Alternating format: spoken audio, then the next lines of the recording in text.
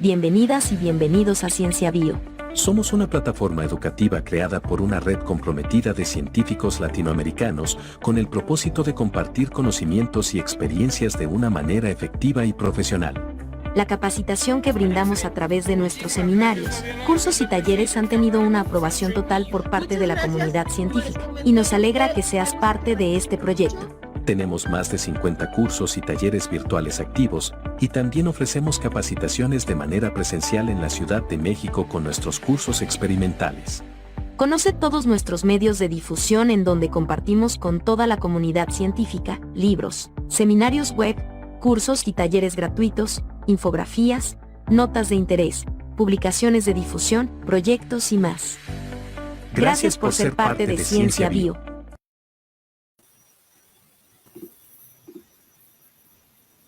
Hola, ¿qué tal? Buenas noches. Un saludo a toda la comunidad que sigue la página de Bioquímica y Biología Molecular en Facebook.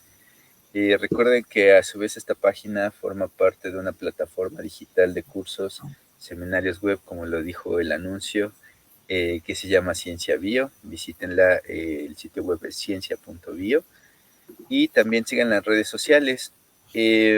Bueno, pues el día de hoy me toca también moderar este seminario web, que va a ser bastante interesante porque tenemos con nosotros a la doctora Eden Cano San Pedro.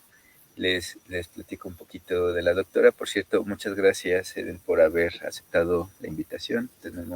Estamos muy gustosos de tenerte por aquí. Gracias a ustedes por la invitación. Muy bien.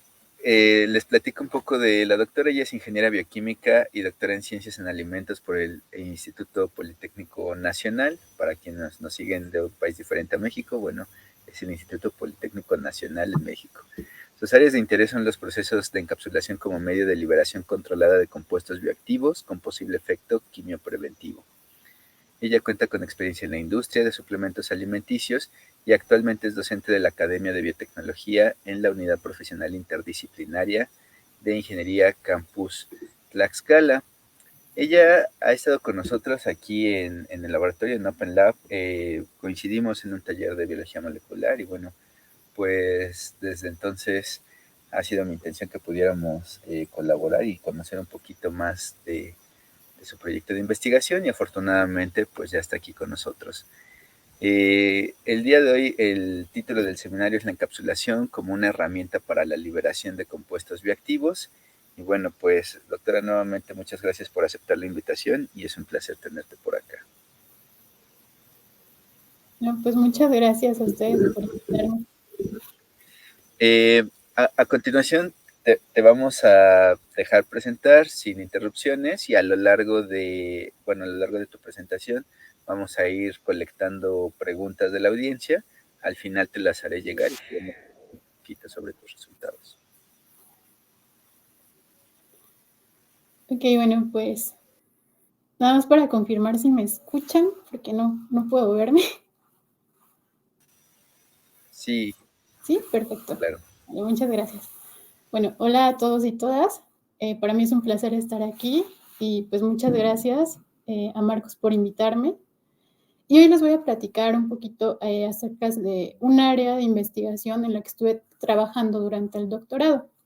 Entonces, al releer el título que le envié a Marcos para esta presentación, me di cuenta de que era algo muy general, ¿no? Es como encapsular para qué, liberar qué. Entonces, lo que quiero abordar de manera muy sencilla a lo largo del día de hoy es qué es y cuándo encapsular. Entonces, voy a tratar de darle respuesta a estas preguntas, y al responder a esta pregunta de cuándo encapsular es donde abordaremos la parte de los sistemas de liberación controlados. Entonces vamos a comenzar definiendo qué es la encapsulación. Y aquí quiero precisar que nos vamos a enfocar en el área de alimentos.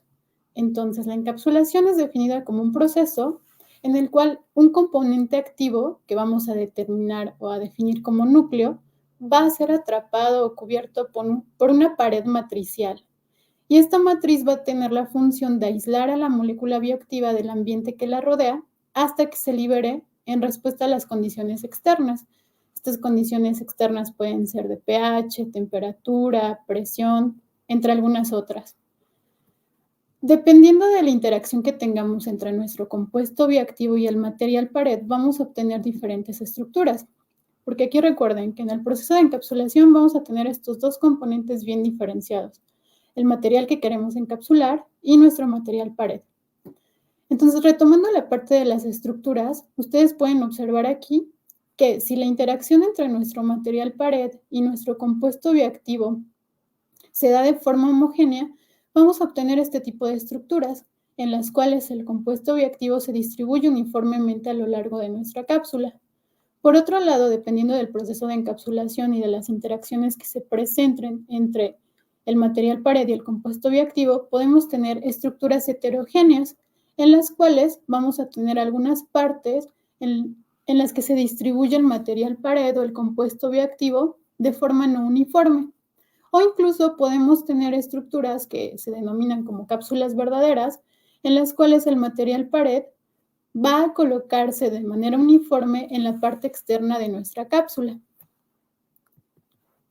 Entonces, como estamos hablando de que para los procesos de encapsulación requerimos de dos componentes principales y uno de ellos es el material pared, vamos a revisar ahora de forma muy general algunas características que deben de cubrir estos materiales pared.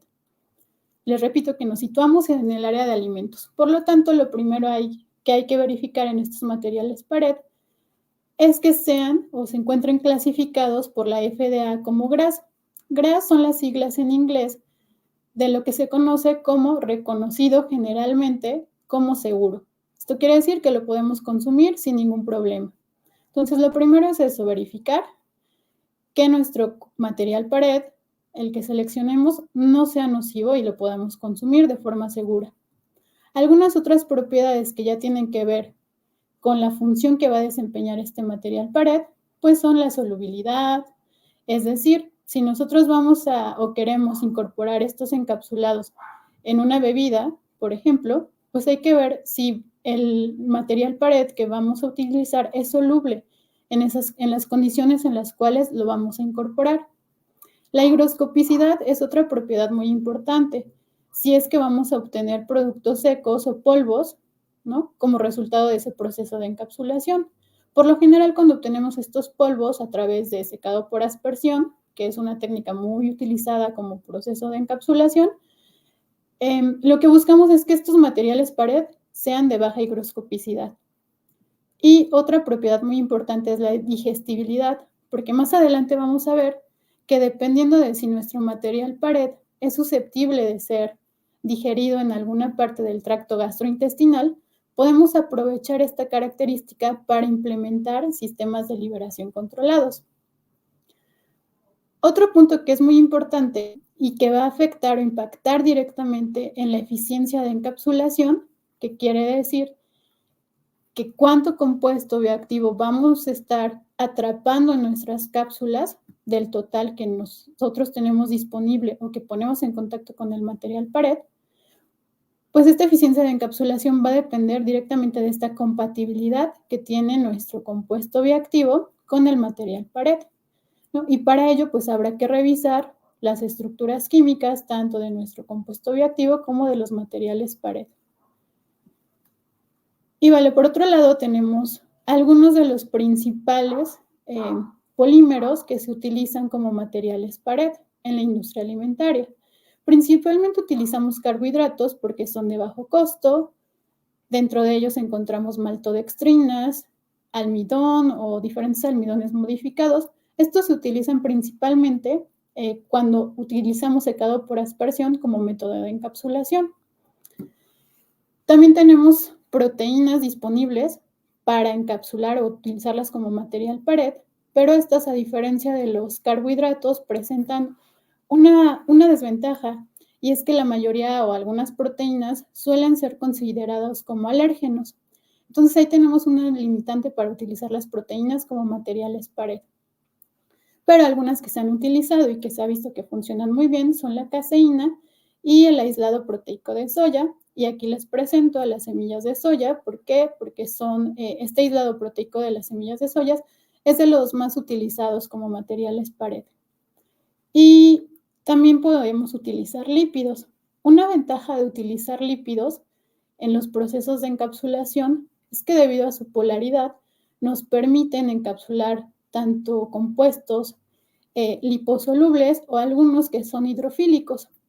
Entonces, esta ventaja que presentan los lípidos les ha generado que sean muy utilizados actualmente en la industria de la encapsulación. Para mejorar las propiedades o para suplir algunas limitantes que tienen estos materiales pared, podemos utilizar mezclas de ellos. Ahora ya hablamos acerca de los materiales pared de forma muy general, que son los que vamos a utilizar para encapsular compuestos bioactivos. Y estos compuestos bioactivos lo que vamos a hacer con ellos es que los vamos a proteger, ¿no? Pero entonces vamos a definir qué son estos compuestos bioactivos. Hay quienes mencionan que no tienen una función nutricional clásicamente definida, es decir, comparándolos, por ejemplo, con la función estructural que cumplen las proteínas, ¿no? Estos compuestos bioactivos no tienen esa función definida clásicamente. Es por ello que podemos decir que más allá de nutrir, van a generar un efecto biológico cuando nosotros los ingerimos y este efecto biológico va a ser un efecto benéfico, por lo que pueden tener un impacto significativo en el curso de algunas enfermedades, pueden ayudarnos a prevenirlas o a disminuir el riesgo de contraerlas y nos pueden ayudar a mantener un buen estado de salud a largo plazo. Dentro de algunos compuestos bioactivos podemos mencionar algunos de naturaleza lipídica, como los ácidos poliinsaturados, algunas vitaminas, también algunos polisacáridos, los péptidos, que son de naturaleza proteica, y que vamos a ver que estos péptidos, al ser de naturaleza proteica, pues son susceptibles de ser hidrolizados durante el proceso de digestión. Y aquí podemos aprovechar el proceso de encapsulación para brindarles protección a estos péptidos de la digestión gastrointestinal, ¿no? Y en su mayoría los compuestos bioactivos que más abundan son los compuestos derivados de fuentes vegetales, fuentes de origen vegetal, ¿no? Que se conocen como fitoquímicos y dentro de ellos podemos mencionar a los compuestos fenólicos.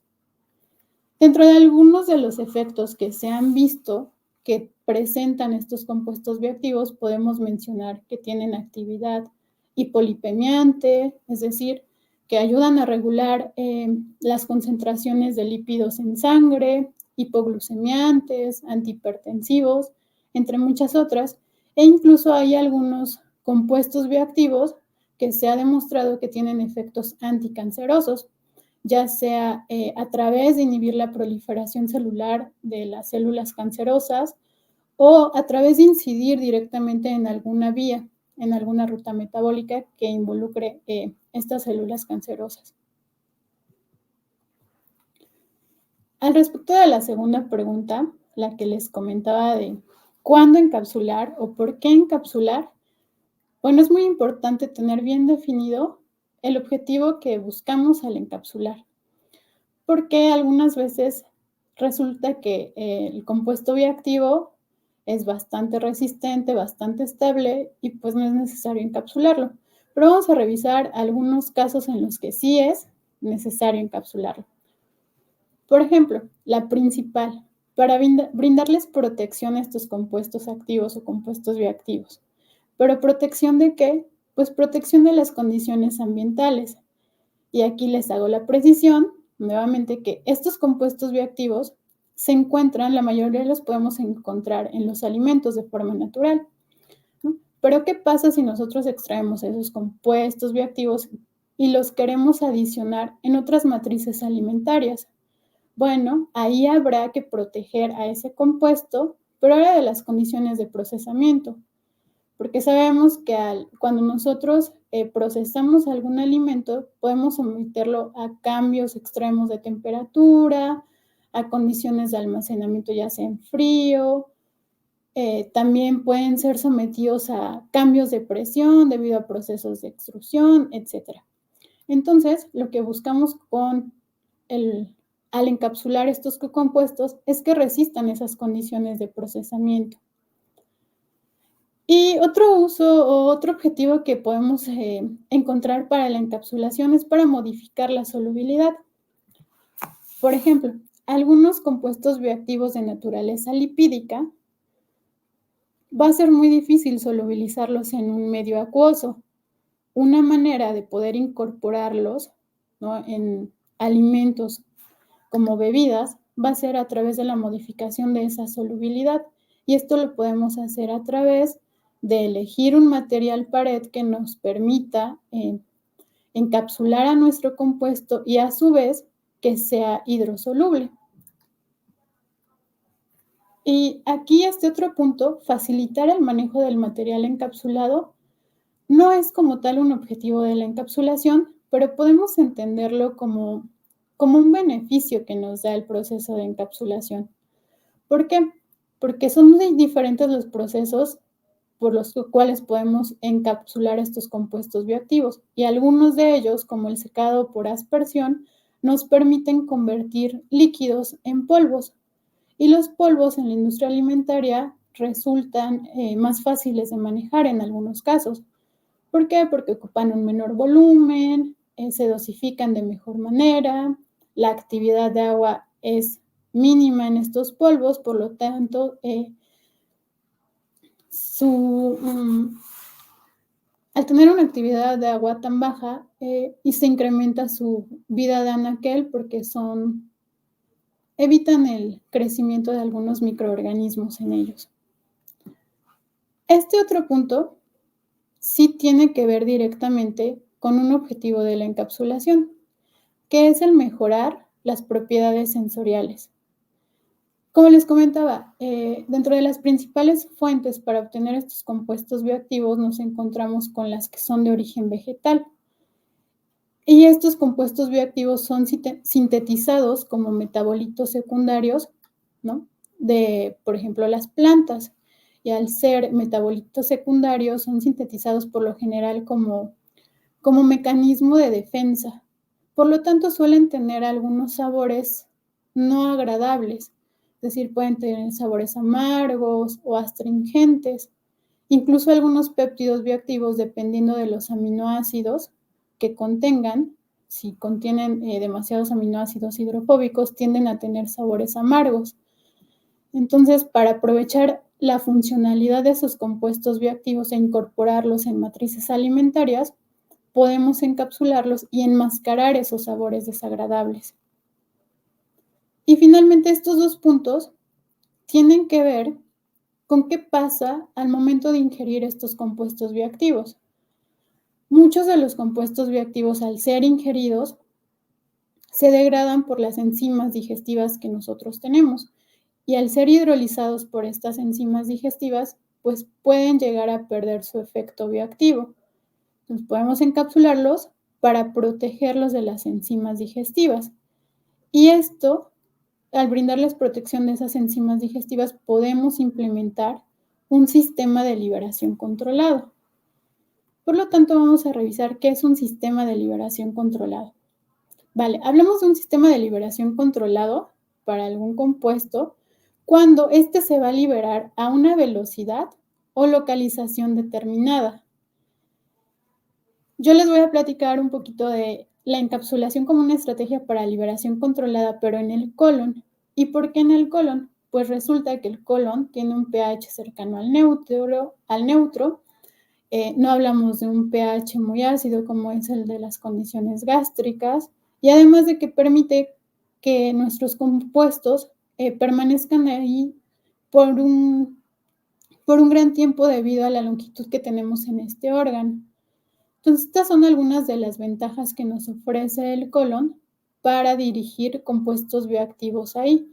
Además de que también se ha comprobado que algunos compuestos son absorbidos, ¿no?, justamente aquí en el colon.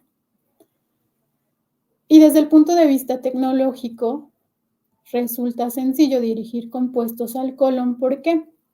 Porque podemos aprovechar las características de algunos polisacáridos complejos que ya sabemos que no se digieren a través del tracto gastrointestinal superior, pero que sí son susceptibles de ser hidrolizados por la microbiota intestinal. Vale, entonces, para revisar estos o para entender estos sistemas de liberación controlados, debemos de entender cómo se liberan los compuestos bioactivos de nuestras cápsulas. Son tres los principales mecanismos. A través de difusión simple, es decir, si nosotros colocamos a nuestros encapsulados en un medio acuoso, en un medio líquido, ¿no? Se pueden llevar a cabo mecanismos de difusión que van a permitir que nuestro compuesto bioactivo salga de la matriz en la que se encontraba encapsulado. Otro mecanismo es a través de hinchamiento y difusión. Este mecanismo ocurre principalmente cuando tenemos partículas sólidas, ¿no? Cuando nuestros encapsulados son sólidos. Entonces, primero debe de ocurrir un proceso de hidratación de nuestro encapsulado para posteriormente, ¿no?, permitir que se dé la difusión de nuestro compuesto bioactivo. Y otro mecanismo es a través de una desintegración y difusión. Esta desintegración puede ser mediada a través de la actividad enzimática del sitio en el que se encuentra nuestro encapsulado o a través de fuerza mecánica, ¿no? Dentro de las variables que influyen en estos mecanismos de difusión, pues tenemos al pH, porque si se acuerdan les mencionaba que un factor que hay que considerar al momento de seleccionar nuestros materiales pared es la solubilidad. Hay algunos polisacáridos que son insolubles en pHs ácidos, pero solubles en pHs alcalinos. Por ejemplo, el quitosano es uno de ellos. Otro factor que hay que considerar es la temperatura, la cual al incrementarse pues puede favorecer los procesos de difusión y definitivamente la actividad enzimática, porque dependiendo de la actividad enzimática que tengamos, se puede dar este proceso de desintegración y difusión. Ahora, ¿cómo evaluamos, ¿no?, el mecanismo de liberación que vamos a tener o si efectivamente estamos logrando implementar un sistema de liberación controlado? ¿No? Pues hay que hacerlo a través de, en primera instancia, de pruebas in vitro, que nos permiten tener una aproximación, ¿no?, en el entendimiento de la respuesta fisiológica que vamos a tener, ya sea de un alimento o en nuestro caso de los encapsulados que tengamos. Y aquí tenemos dos métodos, el método estático y el método dinámico. Los métodos estáticos, ¿o qué sucede en estos métodos estáticos? Hacemos una simulación completa de la digestión gastrointestinal. Simulamos la fase oral, la fase gástrica y la fase intestinal. En cada una de ellas colocamos un fluido que contiene las enzimas, las sales que emulan los fluidos salival, gástrico e intestinal, ¿no? ¿Qué es lo que vamos haciendo? Vamos cambiando las soluciones, ponemos en contacto a nuestro alimento o a nuestras cápsulas y vamos monitoreando qué pasa con ellos a través del tiempo, ¿no? La diferencia entre los métodos estáticos y los métodos dinámicos es que en los métodos estáticos el cambio de las soluciones se hace de forma manual, ¿no? El ajuste del pH también se realiza de forma manual. Y en los métodos dinámicos suplimos estas desventajas, ¿no? Porque todo se realiza de forma automática. Incluso hay algunos métodos dinámicos que ya emulan el proceso de masticación y la peristalsis intestinal. Sin embargo, debido a la importancia que tiene el evaluar la digestibilidad de los alimentos o en este caso verificar la implementación de sistemas de liberación controlados, se han estandarizado los métodos estáticos. Por ejemplo, aquí les quiero compartir que en el 2014 la InfoYes, ¿no?, que es una red internacional de diferentes científicos, son grupos multidisciplinarios, se dieron a la tarea de estandarizar estos métodos estáticos, este método estático, y estandarizarlo con respecto a qué, pues a definir los tiempos, ¿no?, que se deben de utilizar en cada fase, definir la concentración de las enzimas, definir inclusive el tipo de las enzimas. Y esto, les comento, fue por ahí del 2014 y la última actualización que se hizo para este método fue en el 2019. Y aquí les comparto, les presento este link porque está muy padre. Lo que hicieron en InfoYes es poner a disposición del público una calculadora en la que ustedes colocan la cantidad de alimento, la cantidad de muestra que desean evaluar y les hace el cálculo para las enzimas que van a utilizar y los volúmenes que van a utilizar. Entonces se los dejo aquí. Y vale, ahora les voy a platicar un poquito de un método de encapsulación que utilicé en el doctorado, ¿no? Yo les comentaba que nos íbamos a enfocar a un sistema de liberación controlado en el colon. Este sistema de liberación controlado en el colon lo implementamos a través de la selección de los materiales pared. Materiales pared que cumplen con esta característica de no ser digeridos en el tracto gastrointestinal superior, porque nosotros no contamos con las enzimas para hacerlo, pero que sabemos que se van a hidrolizar a través de la microbiota intestinal, ¿no? El polímero que utilizamos aquí es alginato. El alginato es un heteropolímero que está conformado por dos monómeros principales, que son el ácido glurónico y el ácido manurónico. Y una de las características muy importantes y por las cuales es muy utilizado el alginato es porque al estar en presencia de cationes divalentes, lo que van a hacer es formar estructuras que se conocen como una estructura de caja de huevo, porque asemejan a las cajas de huevo. ¿Qué hacen? Es que se intercalan los iones entre las cadenas del polímero. Esto da formación a lo que se conocen como monocomplejos. Posteriormente se forman multímeros. Dentro de estos multímeros, recordemos que todo esto está ocurriendo en un medio acuoso, se forma un gel y dentro de la matriz de este gel podemos encapsular a nuestros compuestos bioactivos. Esto es lo que pasa desde el punto de vista químico, ¿no? Ya en la parte tecnológica, cómo hacerlo o cómo se hace, cómo se encapsula utilizando alginato de sodio, que es algo que también se utiliza, por ejemplo, en cocina molecular, es realizar la mezcla de nuestro polímero con el compuesto bioactivo. Formamos las partículas a través de diferentes dispositivos que pueden ser tan sencillos como una jeringa, o vamos a ver más adelante les voy a presentar un dispositivo que es el que utilizamos, ¿no?, para formar estas partículas. Una vez que se formaron las partículas o nuestras cápsulas, lo que hacemos es ponerlas en contacto con iones divalentes para que se lleve a cabo este proceso de gelificación iónica y de esa manera obtenemos nuestros encapsulados. Entonces aquí les voy a compartir un video, ¿no?, para ejemplificarles cómo se da este proceso de encapsulación utilizando alginato de sodio. Le voy a adelantar un poquito a la parte que me interesa. Aquí, vean. Colocamos en un recipiente nuestra solución que contiene a los iones divalentes que vamos a utilizar para encapsular. En este caso es cloruro de calcio. Aquí pueden ver la boquilla que va a ser la que nos va a ayudar a formar las partículas.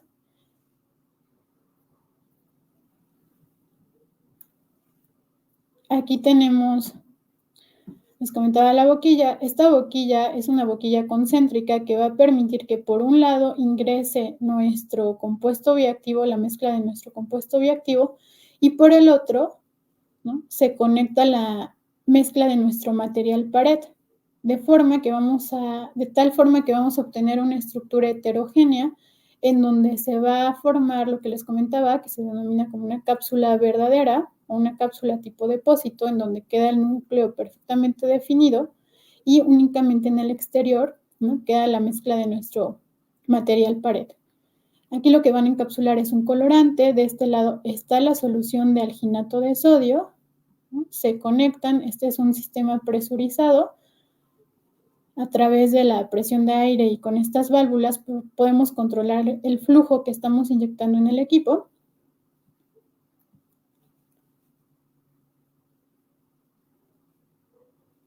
Y aquí lo que les comentaba, esta es la solución de alginato de sodio, se conecta en esta parte que es la boquilla más externa que tenemos. Regulamos el flujo. Y este dispositivo que colocaron aquí al final, lo que va a hacer es generar vibraciones mecánicas. Estas vibraciones mecánicas van a interrumpir el flujo de nuestro material pared y la solución que deseamos encapsular. Y a través de las vibraciones mecánicas se van a formar esas partículas que les comentaba hace ratito, ¿no? Se da la formación de esas partículas. Aquí se les genera un campo magnético para evitar la coalescencia entre ellas, ¿no? Para evitar que se peguen y que obtengamos cápsulas perfectamente diferenciadas.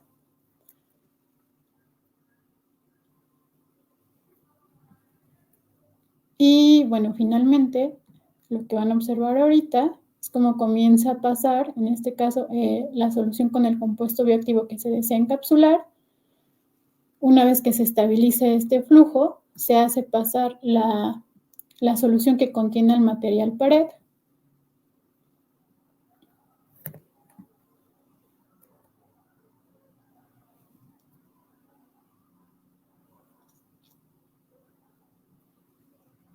Y aquí el equipo nos permite controlar el tamaño de las partículas a través de el tamaño de las boquillas que ocupemos. Y ven, se están generando ahí las partículas que en un inicio son líquidas, ¿no? Y al ponerse en contacto con la solución que contiene nuestros iones divalentes, se lleva a cabo el proceso de gelificación y obtenemos nuestras cápsulas.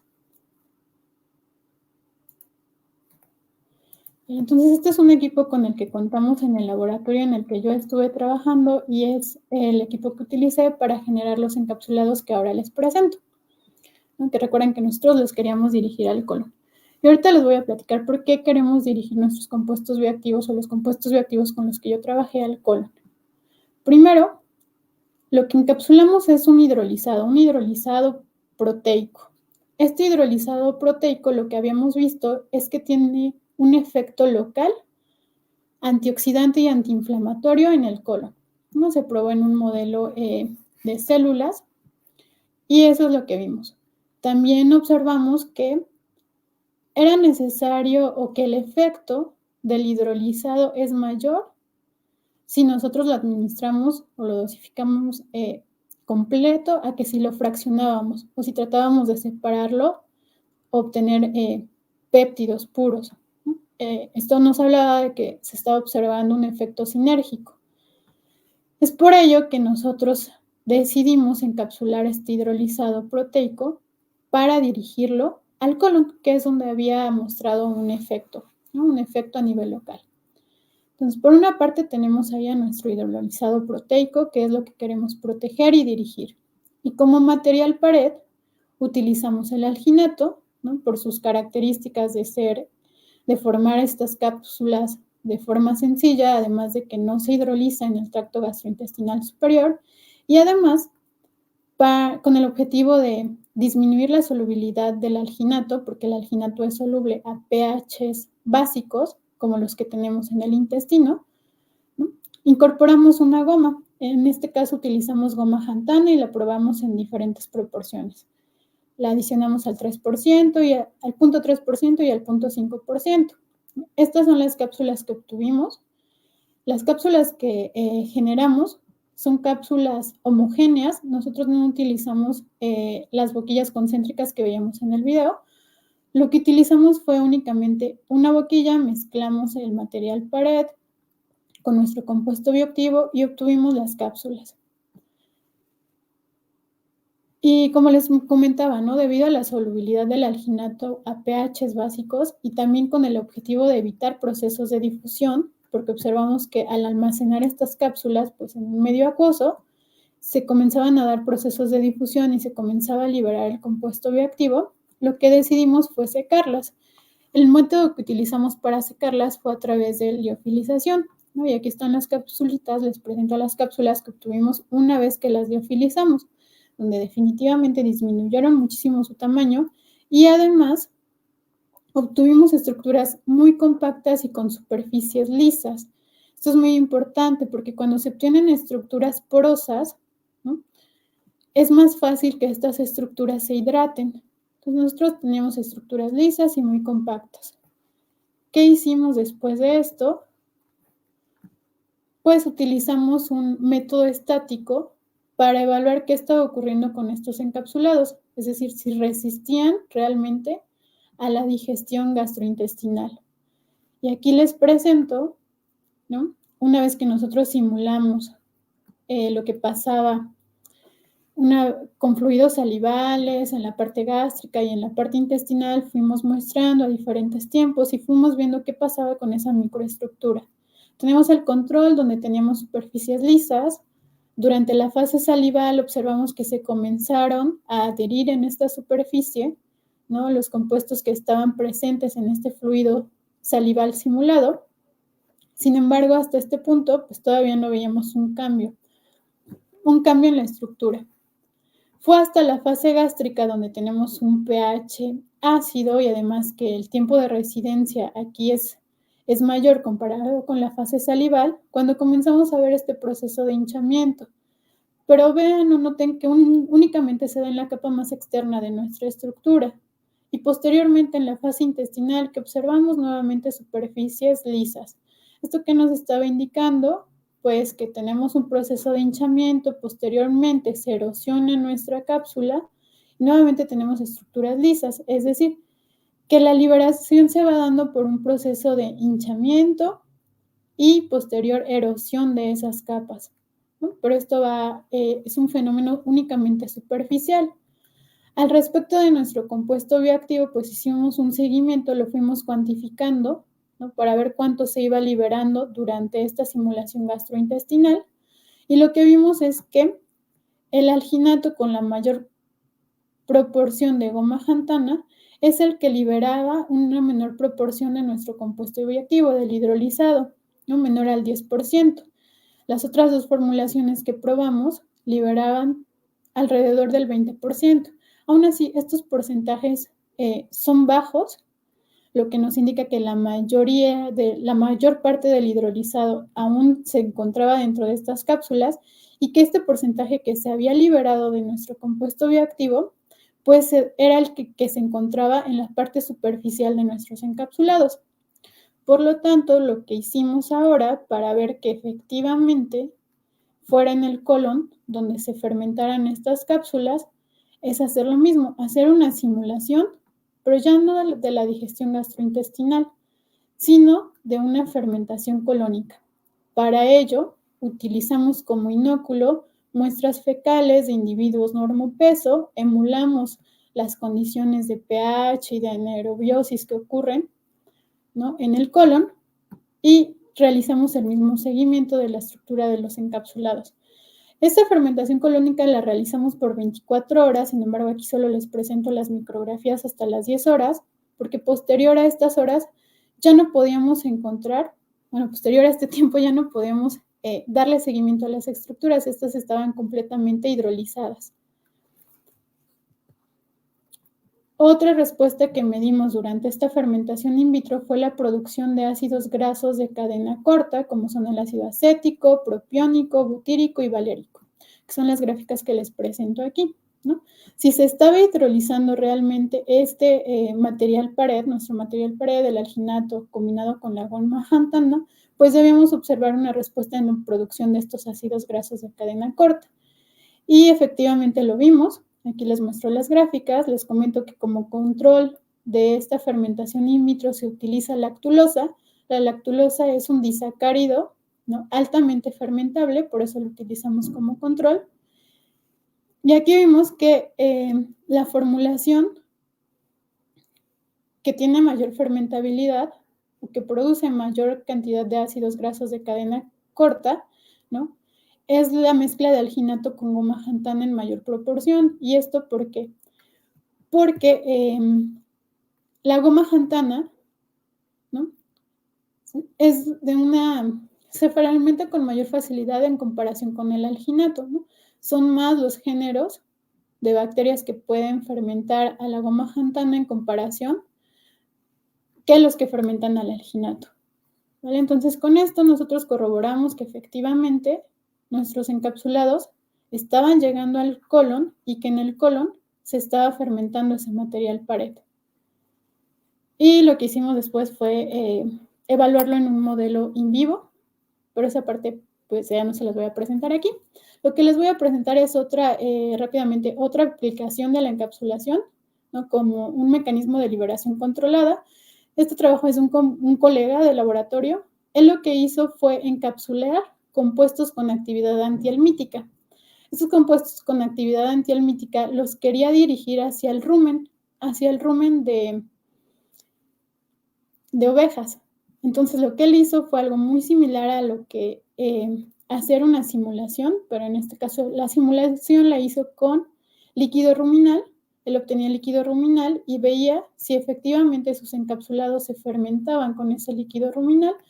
Afortunadamente observó una respuesta positiva. Aquí estas gráficas son porque él probó diferentes materiales PARET, combinaciones de alginato con diferentes gomas, diferentes polisacáridos, ¿no? Y efectivamente veía que se fermentaban y por lo tanto podría ser utilizada la encapsulación como una estrategia para liberar estos compuestos con actividad antihelmítica, ¿no? En el rumen.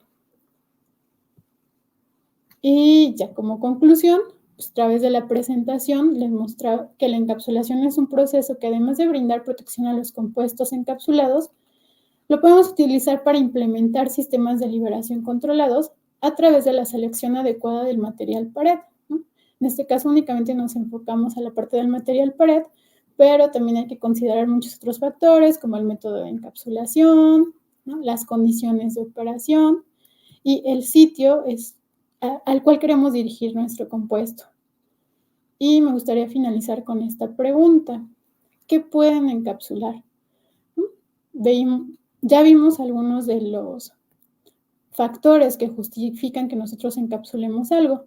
Entonces, seguramente por su mente puede pasar algún compuesto que quieran encapsular. Y pues de mi parte eso sería todo. Agradecerles por la atención, por haberse conectado, a Marcos por la invitación. Aquí les dejo mis datos de contacto, bueno, mi correo, por si tienen alguna duda, comentario o quieren compartirme algún email. Y también la dirección de donde me encuentro, que es la Unidad Profesional Interdisciplinaria de Ingeniería Campus Tlaxcala, que es una unidad del Politécnico. Maravilloso, genial, muchísimas gracias, doctora. Estuvo súper interesante. Estoy esperando que lleguen algunas preguntas. Por aquí nada más tienes algunos comentarios, bueno, como iconos. Obviamente felicitaciones por la ponencia y quería empezar, digo, en lo que los demás se animan a hacer algunas preguntas. Como mortal y no experto en estos temas con los que tú trabajas, quería preguntarte sobre algunas definiciones que pues actualmente se utilizan en torno a los alimentos. Por ejemplo, mencionabas por ahí el concepto, bueno, mencionaste por ahí la cocina molecular. Ya lo habíamos escuchado, digo, en varios escenarios, pero desde desde tu postura como experta, ¿a qué se refiere exactamente? Porque he visto que normalmente se utiliza como un término más de marketing, pero tú por favor, podrías ayudarnos a aclarar un poquito el concepto. Sí, vale. Pues la cocina molecular está incorporando algunas técnicas como esta, como la de gelificación iónica, que aprovechan justamente las propiedades químicas, ¿no? De los alimentos. Ya habíamos no sé si han visto las esferificaciones que colocan en algunas bebidas que se pueden obtener por este método, donde se le hace alguna modificación, ¿no? Alguna modificación al alimento que se desea preparar o que se desea presentar. Y esta modificación pues va mediada por alguna reacción química, como en este caso el proceso de gelificación iónica. Entonces yo creo que la cocina molecular sería eso, ¿no? Aprovechar las propiedades químicas de los alimentos para presentarles en distintas formas. Muy bien. Y hay otro concepto más o menos asociado, te digo exactamente, no estoy seguro qué tan distinto podría llegar a ser, que es el de los alimentos funcionales. Ahí, bueno, ¿a qué se refiere exactamente esta definición? Y si, por ejemplo, pues el tema de los alimentos que tengan encapsulados, pues podría quedar bien, no sé. Sí, aquí hay todavía una disyuntiva, ¿no?, al respecto de estos términos, ¿no? Alimentos funcionales, nutracéuticos, compuestos bioactivos, porque desafortunadamente van surgiendo estos compuestos y la normatividad como que se va quedando un poquito relegada, ¿no? Pero de forma general, los alimentos funcionales, ¿no?, los podemos encontrar en la naturaleza. Son aquellos que además de brindarnos o de nutrirnos, nos generan algún efecto benéfico. Por ejemplo, la soya está considerada como un alimento funcional porque tiene fitoquímicos, porque se ha visto que se pueden obtener péptidos bioactivos también de ella, y es un alimento que encontramos en la naturaleza, no hay que hacerle nada. Por otro lado, también se denominan alimentos funcionales aquellos en los cuales añadimos, ¿no?, lo añadimos con ese objetivo justamente de volverlo como funcional, añadimos un compuesto que ya sabemos que tiene alguna actividad biológica. Y ese es otro tipo, o entra dentro de otra categoría de los alimentos funcionales, que son los que nosotros ya de alguna manera diseñamos. Qué interesante. Entonces, digamos, alimentos funcionales pues pueden existir en la naturaleza, pero también podrían ser algunos que sean intervenidos por estas técnicas, ¿no?, tecnológicas. Justamente también la encapsulación se puede utilizar como una herramienta en el diseño de estos alimentos funcionales.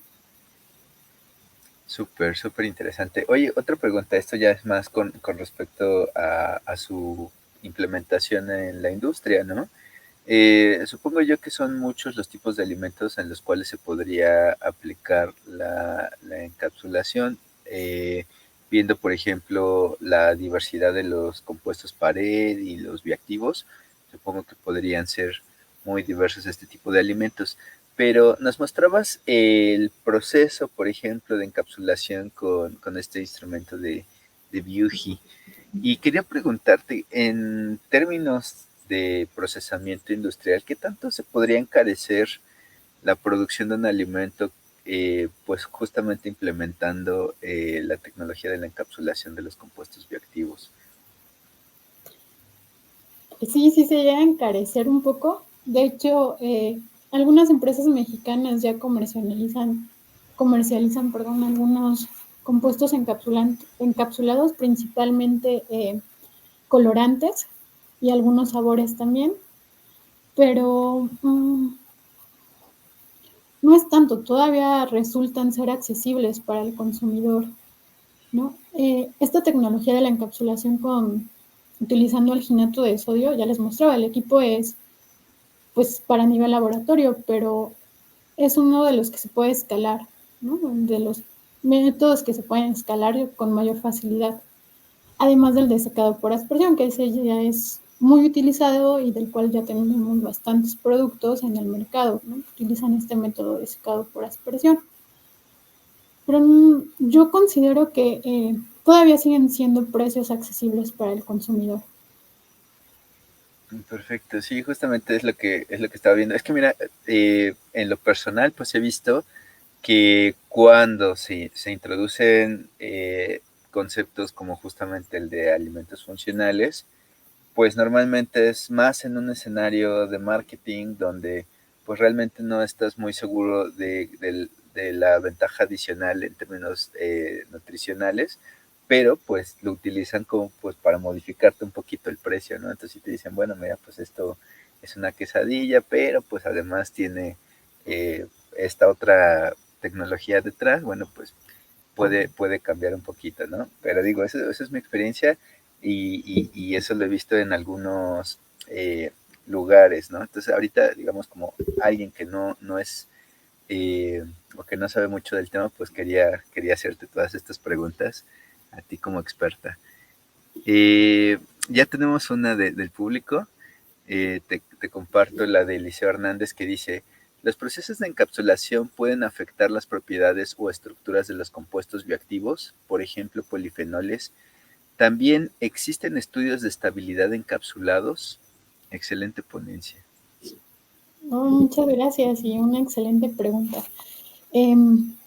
Pues bien, sí pueden afectar la estructura dependiendo del material pared. Lo que les comentaba, un punto importante que hay que evaluar es la compatibilidad del material pared con el compuesto bioactivo, porque muchas veces se pueden dar reacciones químicas que inhiban o que inclusive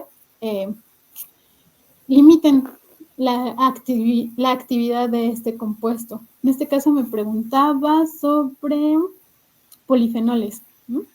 Los polifenoles son muy inestables, ¿no? Entonces, justamente, quizá primero habría que estabilizarlos antes de encapsularlos, ¿no? Pero para todo eso, pues hay que hacer pruebas y hay que retarlos contra el material pared también para ver qué sucede, porque hay que verificar distintos factores. Si logramos estabilizarlos, después hay que ver que la eficiencia de encapsulación pues sea alta, al menos mayor a un 60%, 80%. Puede ser que sí funcione, pero que tenemos eficiencias de encapsulación bajas. Pero sí, definitivamente, dependiendo de la selección del material pared, se pueden modificar las propiedades del compuesto bioactivo. Y es algo que nosotros podemos aprovechar o que puede ser una desventaja, dependiendo del compuesto bioactivo que estemos encapsulando. Y la otra pregunta que era... Si existen estudios de estabilidad de encapsulados. Sí, hay que hacer estudios de estabilidad.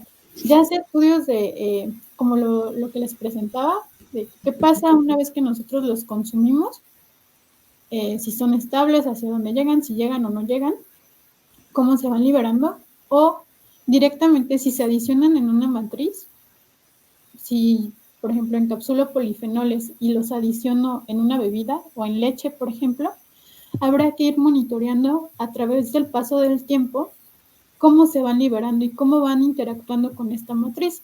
Ahorita se me viene a la mente un artículo que estaba revisando donde justamente encapsulan compuestos con actividad antioxidante, ¿no? Que son unos aceites esenciales, y los incorporan en leche. Entonces el objetivo de la encapsulación aquí era que se fueran liberando de manera progresiva para evitar procesos de oxidación de los lípidos de la leche y de las proteínas de la leche. Entonces lo que se va monitoreando en ese caso es, por ejemplo, cómo se van liberando y aparte si están cumpliendo su función antioxidante a través de cuantificar algunos subproductos de la oxidación de las proteínas y de los lípidos de la leche. Definitivamente hay que hacer estudios de estabilidad. Pasa mucho cuando se utilizan también emulsiones como un método de encapsulación, ¿no?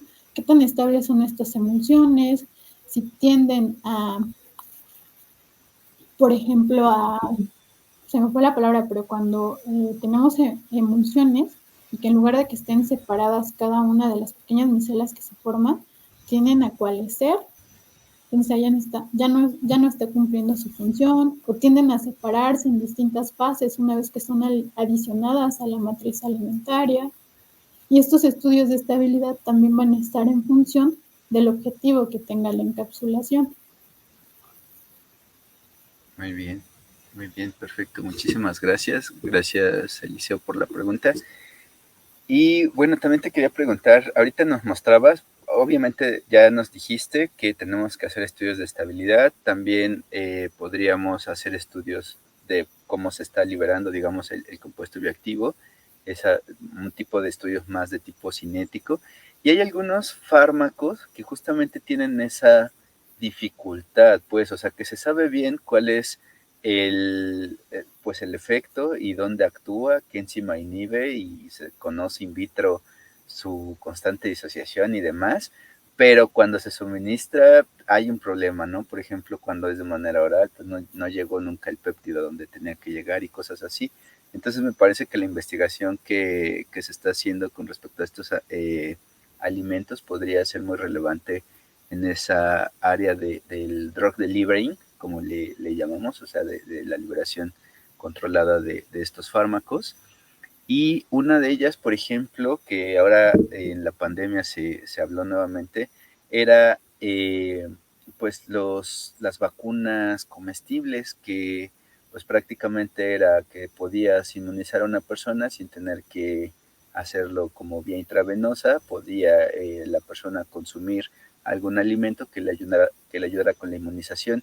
Sin embargo, normalmente pues los péptidos o proteínas que vienen en estas vacunas comestibles son hidrolizados por las proteasas en el estómago y difícilmente llegan, o con muy baja eficiencia, llegan pues digamos a cumplir su objetivo, ¿no? Pero de pronto este tipo de encapsulados, sobre todo los que hacen más difícil su liberación, podrían estar, creo, contribuyendo a que esta tecnología pues reviva, ¿no?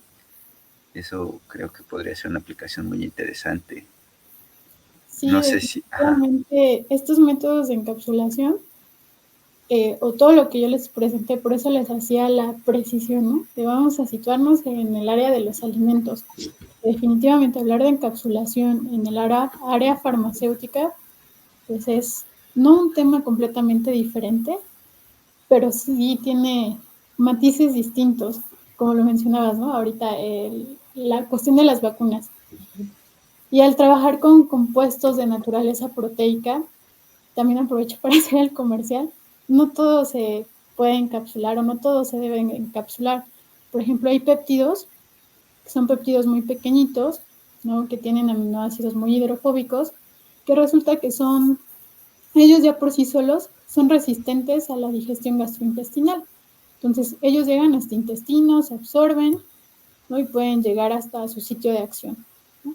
Entonces, en ese sentido, lo primero que hay que verificar también es si queremos dirigirlo a alguna parte muy específica, ver si resisten esas condiciones gastrointestinales, si la vía de administración va a ser oral, ¿no? Y ya de ahí partir para ir proponiendo algunos mecanismos de encapsulación. Pero pues sí podría utilizarse definitivamente, ¿no? Para la administración oral de algunos compuestos de naturaleza proteica. Sí, otra pregunta que te quería hacer era, por ejemplo, en esto que hicieron de la fermentación colónica, o sea, justo, pues, evaluar cómo sería el proceso, ¿no? O lo que sufriría el encapsulado en el colon. Hay, supongo yo, contribuye en gran medida, y lo mencionaste, pues, la microbiota, ¿no? Los microorganismos que son capaces de pues digamos de acceder a ese compuesto bioactivo. ¿Qué tan variable puede ser entre individuos, ¿no? Pues la respuesta, digamos, a esos compuestos pared? O sea, puede ser que algún individuo carezca de los microorganismos que puedan liberar el principio bioactivo, o qué hay que se espera, o qué consideraciones hay que tomar en cuenta. Sí, claro que sí, la microbiota, de hecho, bueno, lo que veía es que hay como tendencias en la investigación, ¿no? Hubo un tiempo que era la encapsulación, hubo un tiempo que era la fibra, al menos en la industria alimentaria, ¿no? Hablando en el área de alimentos. Y recientemente está esto de la microbiota. Entonces, definitivamente, la respuesta que va a tener cada individuo ante un encapsulado, un encapsulado de este tipo, pues va formulada por la microbiota. Entonces, la microbiota es muy específica, va a depender de la alimentación del individuo, de su estado de salud, puede ser una enfermedad crónica degenerativa, si ha consumido antibióticos. Entonces, algunas de las consideraciones que nosotros tomamos en cuenta para seleccionar el inóculo de los donadores es que fueran personas entre cierto rango de edad, que no se hubieran desparasitado hace más de, al menos no en 6 meses, que fueran normopeso, sujetos mexicanos de la misma región. Entonces, pues de alguna manera estamos limitando nuestro estudio, ¿no? A ese inóculo al que nosotros obtuvimos, pero definitivamente la respuesta de cada individuo o cómo va a fermentar cada individuo un material pared como el que nosotros estamos utilizando, pues va a ser muy particular. Va a depender de su estado de salud y de su microbiota. Además de que la microbiota pues, puede ir variando, ¿no? Hay quienes dicen que cada 3 meses si modificas tu alimentación, si incorporas algo nuevo, se puede ir modificando esta microbiota. Entonces es variable, no es algo homogéneo. Sí, totalmente. Mira, tenemos otra pregunta de Eliseo que dice, ¿existen otras técnicas para evaluar la bioaccesibilidad de los compuestos bioactivos, además de los sistemas de digestión in vitro? Sí. El primer paso son estos sistemas que les platicaba, los estáticos y los dinámicos, ¿no? Pero de ahí podemos pasar a evaluarlo in vivo. In vivo ya sea con animales de experimentación o en sujetos de investigación, sujetos humanos. Entonces, ¿qué se puede hacer ahí o qué se hace? Se pueden marcar con algunos fluoróforos, ya sea toda la cápsula como tal o el compuesto bioactivo que se desea. Se hace un marcaje y se le da un seguimiento a través de todo el tracto gastrointestinal. Algo un tanto más rudimentario, por ejemplo, cuando se utilizan animales de experimentación, es ir sacrificándolos a diferentes tiempos e ir monitoreando en qué parte va el encapsulado. Muy bien. Perfecto. Pues muchísimas gracias. Parece que esas son todas las preguntas que por ahora tenemos. Por mi parte no me queda más que felicitarte porque el trabajo la verdad es que está muy completo y es muy interesante y evidentemente es muy prometedor en cuanto a sus aplicaciones. Y bueno, pues esperamos saber un poquito más de tu proyecto de investigación en un futuro cercano. Por ahorita te agradecemos mucho por haber aceptado la participación y por, por enseñarnos tantas cosas en tan poco tiempo. Muchísimas gracias, Eden. Muchas gracias a ti por la invitación y por generar estos espacios, ¿no? Para la divulgación de la ciencia. También me parece una labor muy loable. Gracias a ustedes. Sí, muchísimas gracias. Bueno, y gracias a toda la audiencia que estuvo con nosotros de principio a fin. Gracias a quienes hicieron preguntas y comentarios.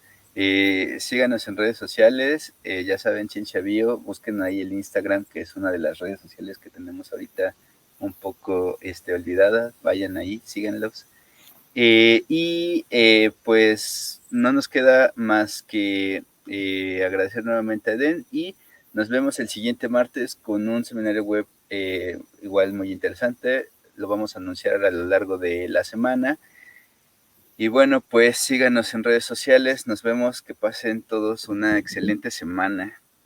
Hasta luego. Bye, Eden. Adiós.